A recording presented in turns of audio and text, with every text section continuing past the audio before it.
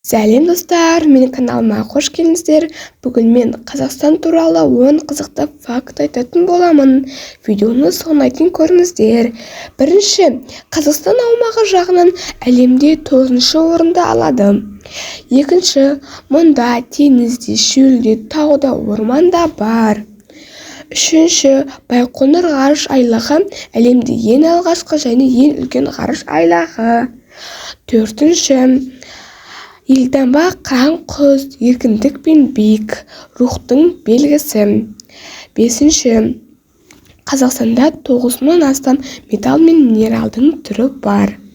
Алтыншы, бетпақтағы деген жер бар. Ол берекесіз дала дегенді білдіреді. Бірақ ол ерекше әдемі жер. Жетінші, ең биік шың, ол хан тәңірі 7000 метрден асады. Сегізінші, әлемге әйгілі әнші Димаш Құдайберген осы елден шыққан. Тоғызыншы, алғашқы динозавр сүйектері де Қазақстан жерінен табылған. Оныншы, мұнда мұнай мен уран қоры өте көп, әлемнің алдыңғы орындарынан алады.